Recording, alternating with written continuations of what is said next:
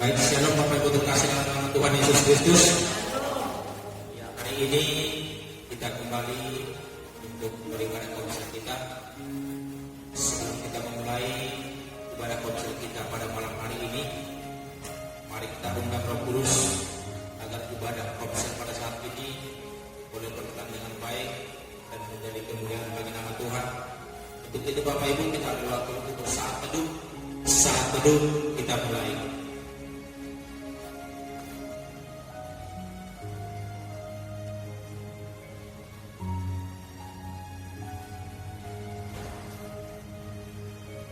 Pertolongan kepada kita adalah di dalam nama Allah yang menjadikan langit dan bumi. Turunlah kiranya atas kita sekalian anugerah dan sejahtera daripada Allah Bapa dan daripada anaknya Tuhan Yesus Kristus. Amin. Kita memuji nama Tuhan dari buku Nahum nomor 23 ayat yang pertama sampai dengan ayat yang kedua. Nomor 23.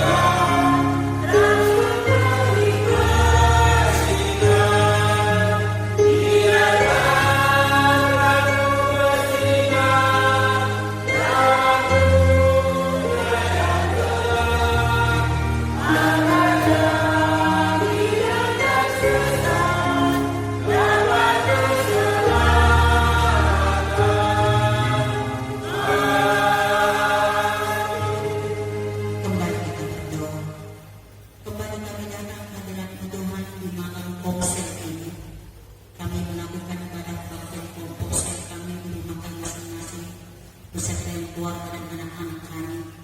Kami berharap kiranya kami bisa dan anak-anak kami semakin mengerti, semakin bertumbuh dalam pengenalan kami akan firman Tuhan, agar kami semakin diberkati dalam kehidupan keluarga dan rumah tangga kami. Terima kasih Bapak, kami serahkan firman yang hendak kami sharingkan bersama-sama dengan keluarga dan anak-anak kami, sehingga anak-anak kami semakin mengerti apa itu pertumbuhan iman dalam rumah tangga. Terpuji Engkau Tuhan, berkatilah kami dalam nama-Mu kami berdoa. Amin. Ya baiklah Bapak Ibu, untuk topik ibadah komsel kita pada malam hari ini yaitu hidup setia sekata dan seperasaan. Hidup setia sekata dan seperasaan.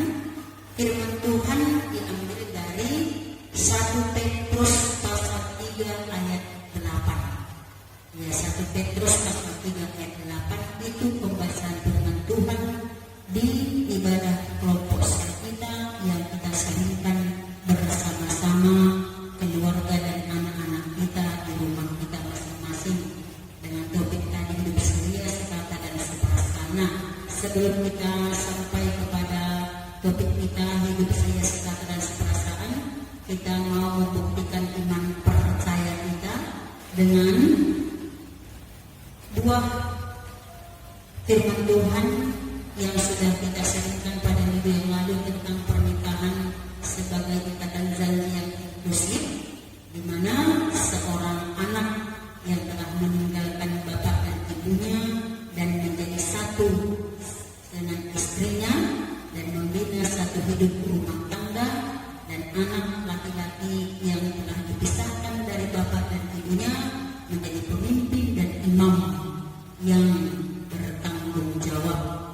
Nah, jika ada seorang bapak dan atau seorang ayah yang bisa menjadi pemimpin dan imam yang bertanggung jawab sehingga kehidupan rumah tangganya diberkati dan bertumbuh dengan firman Tuhan, itulah yang luar biasa. Itulah yang dikatakan inklusif tadi, yang luar biasa. Wow. Nah, baiklah, kita mau membuktikan iman kita. Adakah bukti bahwa hidup pernikahanmu semakin baik? Adakah bukti bahwa hidup pernikahanmu dengan keluarga di rumah semakin membaik? Ya. Adakah pernikahan kita, hidup pernikahan rumah tangga kita semakin membaik? Seharusnya hidup pernikahan rumah tangga kita harus semakin membaik. Dapat kita lihat dia semakin membaik ketika dalam kehidupan rumah tangga itu sesuai dengan firman Tuhan yang lalu, ya, ada saling menolong, saling mengasihi, saling berbagi, saling menguatkan satu dengan yang lain, sehati sepikir. Ketika itu ada, maka pernikahan rumah tangga akan semakin membaik. Oke, baiklah, kita masuk kepada iman dan kehidupan. Itu yang dikatakan sehidup setia, sekata dan seperasaan. Sebuah orkestra dapat menjadi gambaran dari tubuh Kristus. Setiap bagiannya memiliki peran, karunia, dan keunikan masing-masing. Allah memang menciptakan kita berbeda dan unik satu sama lain, dengan berbagai macam latar belakang, budaya, karunia, talenta, karakter, kepribadian, dan minat. Tentunya Allah tidak menghendaki perbedaan yang ada membuat kita terpecah belah, tetapi supaya kita tetap dapat menciptakan kesatuan untuk kemuliaan-Nya. Dapat dikatakan bahwa kita adalah bagian dari orkestra agung yang Allah ciptakan, sehingga dengan perbedaan itu kita seharusnya menciptakan sebuah harmoni yang indah di bawah arahan sang konduktor agung kita, yaitu Yesus Kristus. Nah, sesuai dengan iman dan kehidupan ini, ternyata Allah atau Yesus Kristus yang menjadi konduktor agung kita. Jadi ketika kita bisa mengikuti arahan dari konduktor agung kita, maka ya seperti orkestra tadi atau kor, suara 1, 2, 3 digabungkan menjadi indah kedengarannya, baik kedengarannya. Demikian juga dalam kehidupan rumah tangga yang berbeda-beda bisa menjadi satu dan indah kelihatannya. Nah, apakah yang akan saudara lakukan jika saudara tidak mengalami ketidaksehatian dalam rumah tangga, atau ketika kita tidak ada kesehatian, mungkin bukan hanya di rumah tangga saja, mungkin juga dalam persekutuan gereja, mungkin juga dalam organisasi temuan-temuan marga-marga, karena kita tidak terlepas dari organisasi dan tidak terlepas dari temuan-temuan marga. Nah, jika seandainya kita mengalami ketidaksehatian, apakah dalam temuan, apakah dalam gereja, apalagi dalam kehidupan rumah tangga, apa yang harus Bapak Ibu lakukan? Terima kasih. Boleh kita berbagi. Ya, baik Bapak Ibu, terima kasih dalam nama Tuhan Yesus.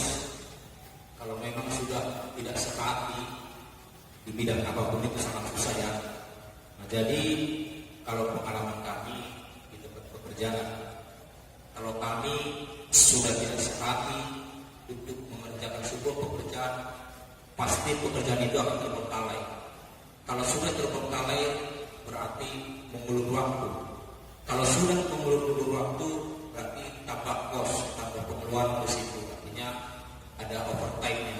Nah, itu nggak diinginkan oleh perusahaan. Nah, kalau itu terjadi di tempat kami, langsung kami undang untuk meeting, untuk rapat. Ada apa sebenarnya? Kok bisa sampai seperti ini? Seharusnya jam 4 tadi sudah selesai pekerjaan ini. Tapi kenapa harus sampai jam 6 sore? Nah, di situ kita cari jalan keluar. Berarti adanya ketidaksehatian, tidak adanya teamwork, tidak adanya kerjasama untuk mengerjakan pekerjaan itu. Maka ketika itu terjadi ketidaksehatian itu di tempat pekerjaan, maka harus kita rapatkan kembali, kita bimbing kembali supaya bisa sehati untuk mengerjakan sebuah pekerjaan dan tercapai target yang diinginkan oleh perusahaan. Nah, kalau dalam rumah tangga, kalau terjadi tidak sehati di dalam rumah tangga, nah, percaya Bapak Ibu, kalau bangun pagi itu pasti akan terlambat. Kenapa?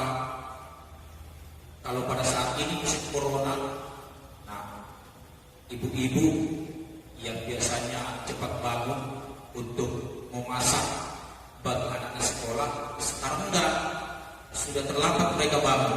Nah, enggak dipikirkannya, sementara suaminya harus berangkat bekerja. Nah, artinya di situ tidak ada kesehatian di dalam rumah tangga itu memikirkan suami dan anak-anak. Nah, kalau anak-anak mungkin bisa saja kena libur, tetapi kan masih ada suami yang harus bekerja. Nah, itu sebenarnya harus dipikirkan oleh istri. Oh, ternyata ketika aku tidak bangun pagi seperti biasa, berarti aku tidak memikirkan suamiku yang harusnya pergi kerja dengan sarapan dulu.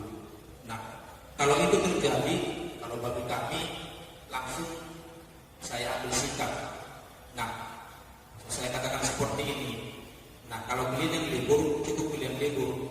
Jangan kalian suruh orang tua kalian atau suami kalian jadi libur. Kenapa saya katakan seperti itu? Ya, saya kan harus berangkat kerja, berarti harus lapar. Berarti bangun paginya harus tetap seperti biasa. Nah, itu melalui komunikasi. Nah, yang kedua yang harus kami lakukan adalah kami harus duduk bersama berdoa. Bagaimana supaya rumah tangga itu tetap sehati untuk melaksanakan kegiatan di dalam rumah tangga. Terima kasih. Satu lagi, bagaimana mengatasinya? Mendapat dari kami biasanya kalau dengan keluarga yang rumah tangga, kalau kita kesehatan, kita pribadi harus berenung dulu. Berarti ada yang kurang komunikasi di sana. Jadi kita sama-sama diam dulu. Jadi kalau kami keluarga diam, sekaligus merenung apa yang salah, di mana kekurangannya.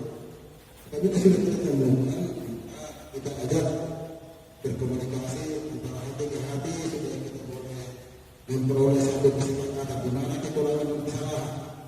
Kita salah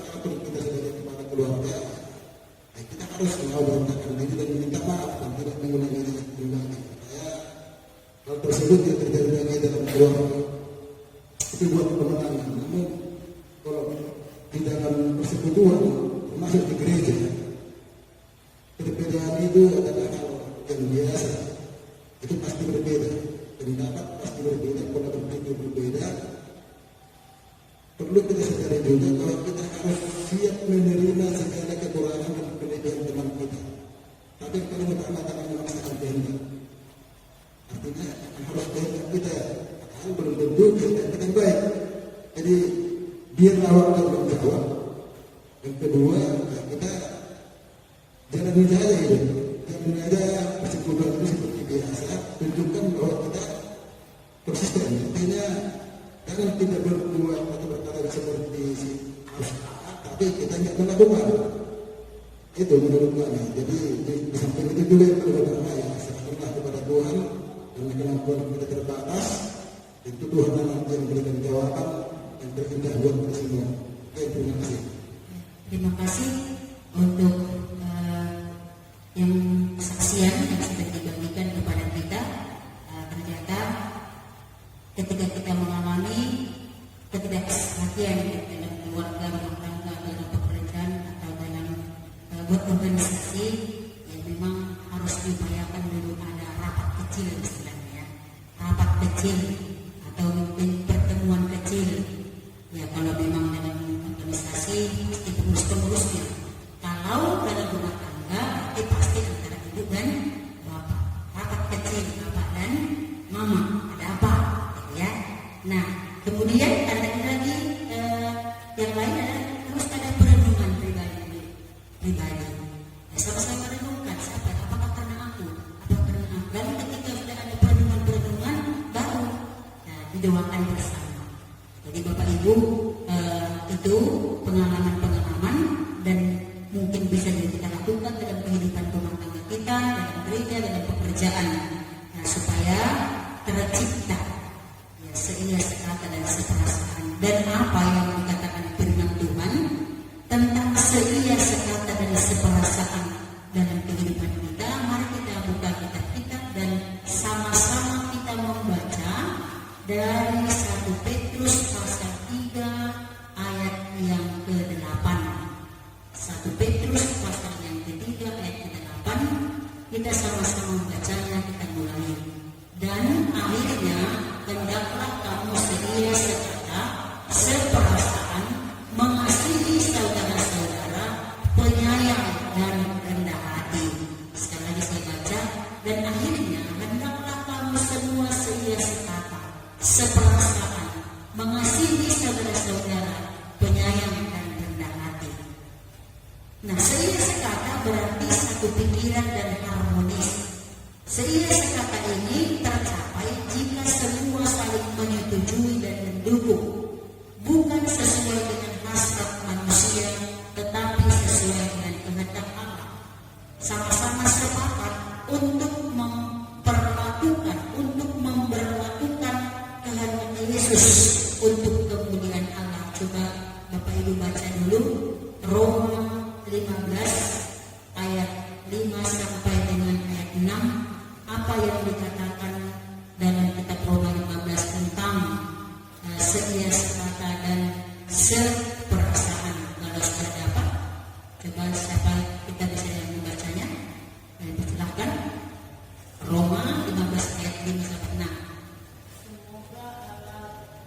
Semoga Allah yang adalah sumber ketekunan dan penghiburan mengaruniakan kerukunan kepada kamu sesuai dengan kehendak Kristus Yesus, sehingga dengan satu hati dan satu suara kamu memuliakan Allah dan Bapa Tuhan kita Yesus Kristus.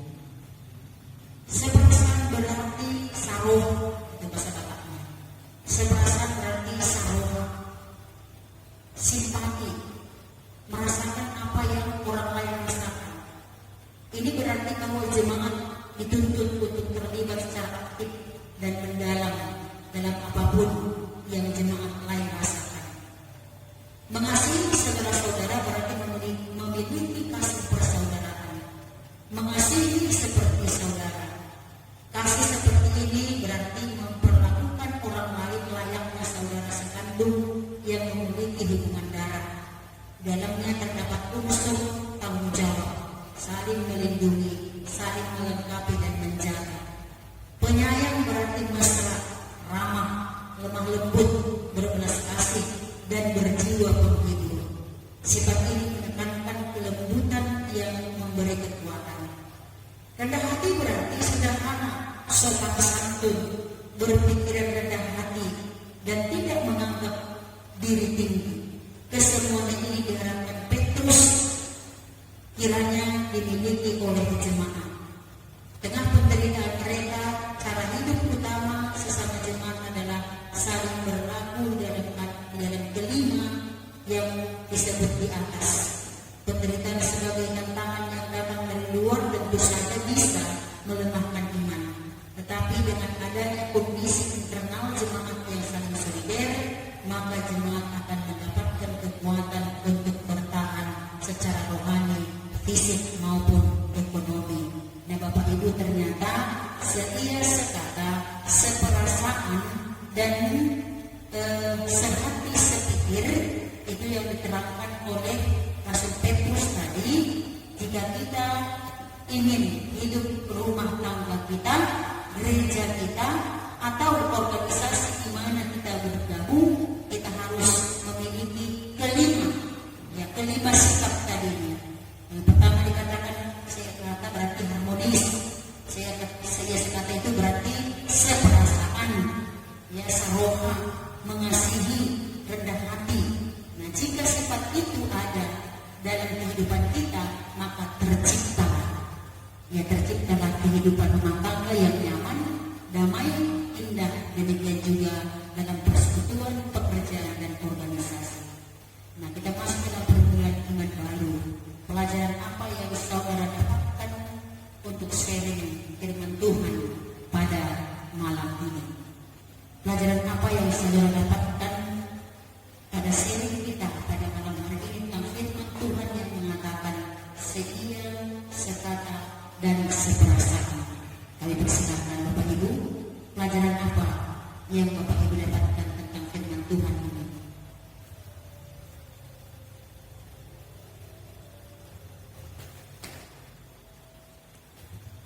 Terima kasih. Kalau saya sendiri pada sering ini yang saya dapatkan menambah iman saya bahwa betul-betul kalau di dalam keluarga itu memang harus memiliki kesetiaan, pikiran yang harmonis. Selama ini kalau di dalam keluarga kita sering memang ada kendala. Tetapi kalau kita sadari melalui firman ini ada perasaan suami itu kita membina keluarga, kita harus menerima bagaimana karakter suami itu. Bukan berarti kalau kita sudah tahu karakter dia sebenarnya, bukan berarti kita harus mengambil jalan langkah yang lain. Harus menerima dia. Di sinilah kita dididik kesabaran. Jadi kalau saya di sini mengajarkan betul-betul memang firman Tuhan ini mengajarkan kita sebagai pengikut dia harus menjalankan ini di dalam keluarga, menyayangi suami itu. Bagaimanapun dia, kita harus menyayangi, menerima dia apa adanya. Sebaliknya dia harus menerima kita apa adanya. Itulah yang dikatakan seperasaan. Jadi saya menambah iman saya lagi pada saat ini agar bisa saya bertahan dan mendidiknya nanti di dalam keluarga dan mengajarkan nanti kelak sama anak saya.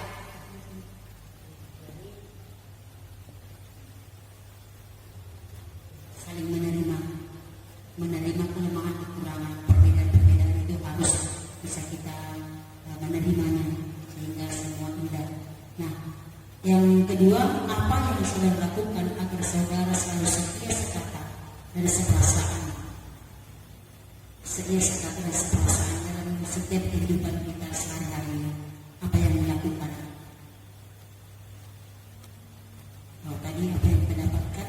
Ya, kita harus saling menerima perbedaan dalam rumah tangga, dalam tulisan, dalam pekerjaan. Jangan menganggap diri kita yang lebih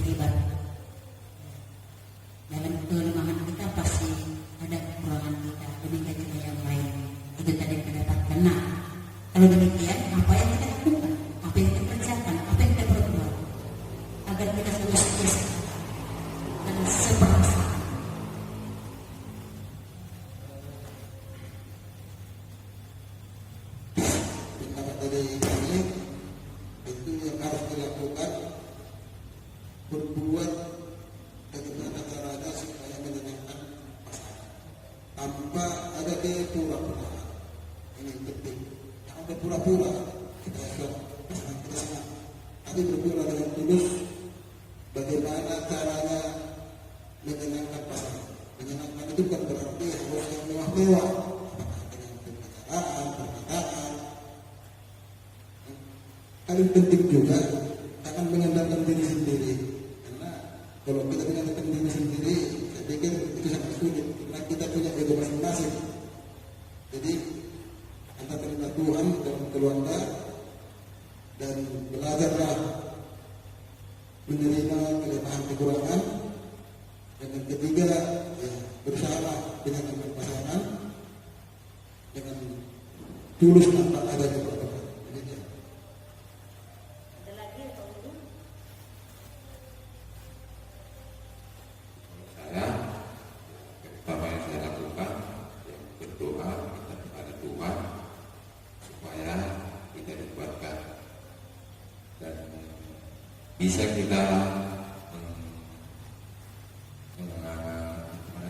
mengayomi perasaan istri atau keluarga, dan kita pun harus mengkoreksi diri kita karena kita tidak, kebanyakan kita ini kaum bapak ego yang paling besar tanpa memandang perasaan si istri.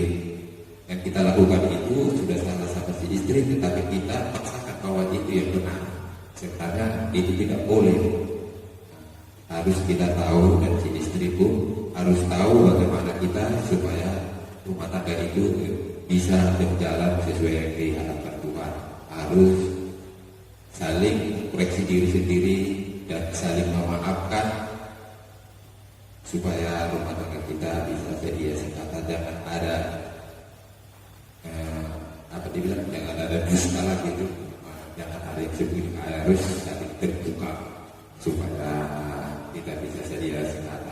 Sekian dan terima kasih.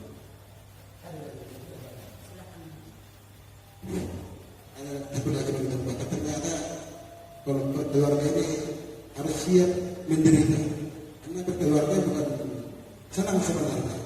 Begitu kita menikah, ya memang harus siap menderita, karena dalam berkeluarga itu kebanyakan penderitaannya, dan ini bukan main, ini memang kenyataan.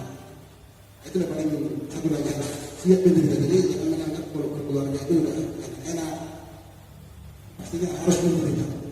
Terima kasih. Oke, baiklah Bapak Ibu,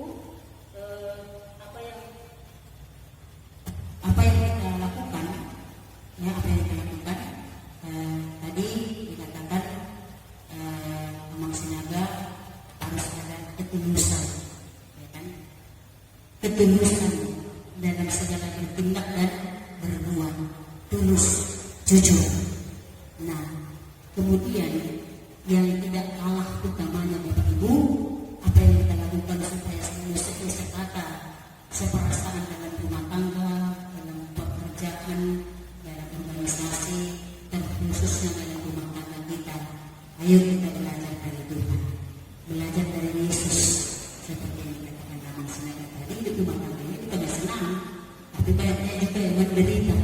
Yesus akan menderita untuk kebahagiaan dan kesenangan semua umatnya. Nah, berarti kalau kita menderita, ya siapnya untuk menderita. Kemudian ya kita harus kedua belajar dari karakter dan sifat yang dimiliki oleh Yesus ini. Inilah sifat dan karakter yang dimiliki oleh Yesus, yang rendah hati karena dia memiliki perasaan, ada rasa simpati dia, makanya dia mau mati, mau disayangkan. Kalau orang dia memiliki rasa simpati, dia nggak mau turun ke dunia ini, menjelma jadi manusia, merasakan penderitaan kita. Tidak ada simpati tadi.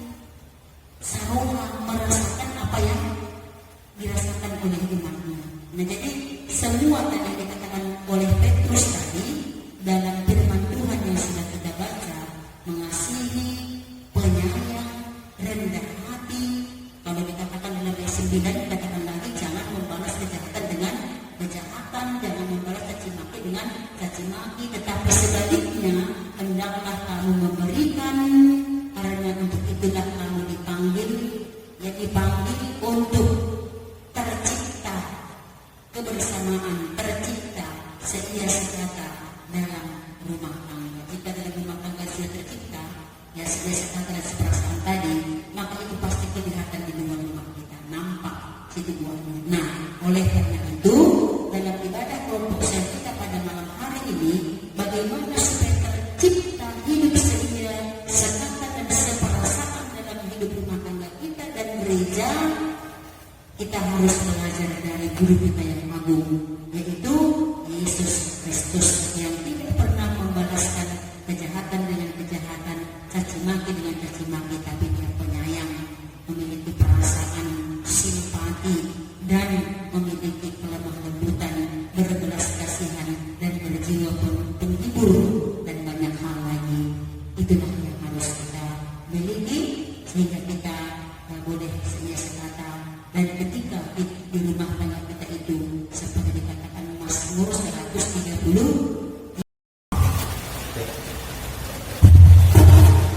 sungguh alangkah baiknya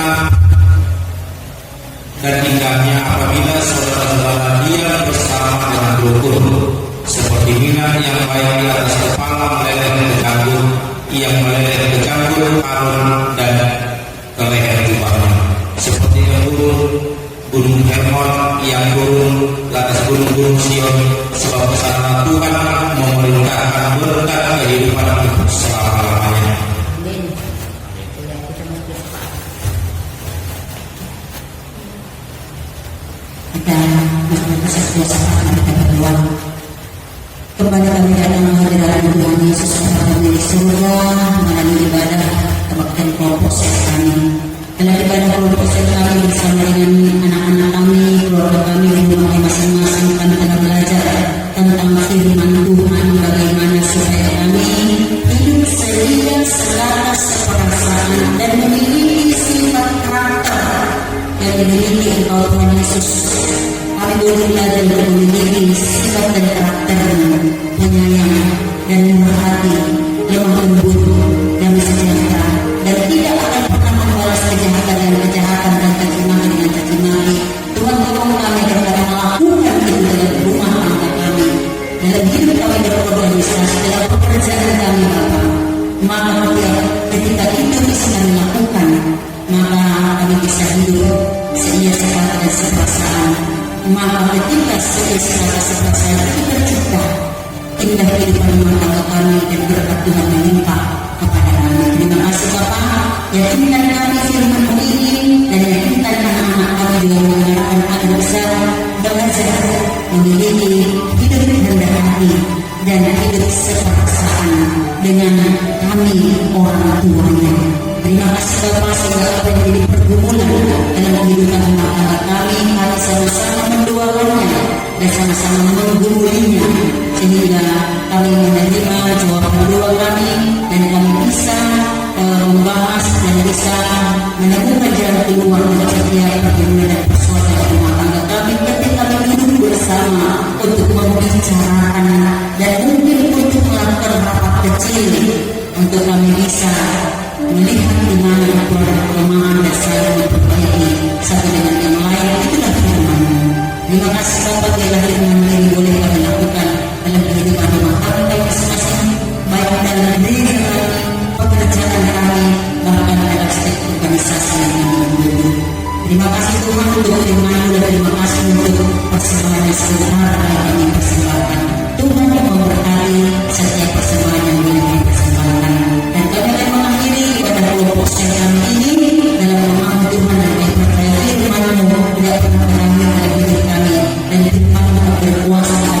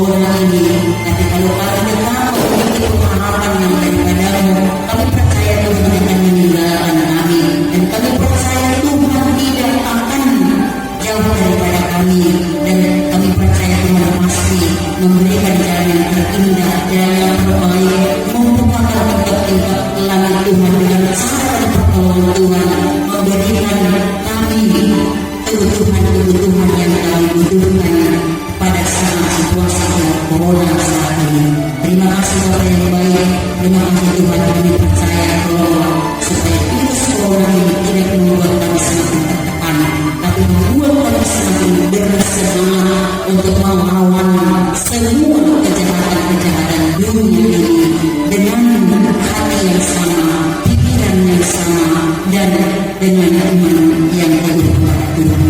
Terima kasih Bapak, terpuji Tuhan dalam nama Tuhan. Amin. Baik Bapak Ibu, tidak terpersilakan kita bernyanyi dari 85 ayat yang pertama sampai dengan ayat yang ketiga.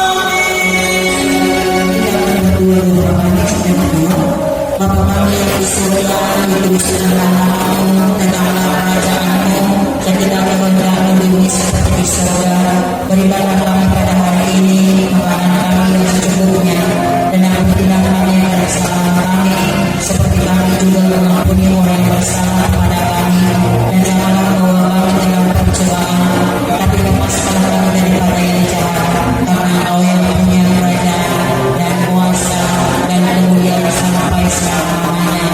Amin. Kepada Tuhan puji.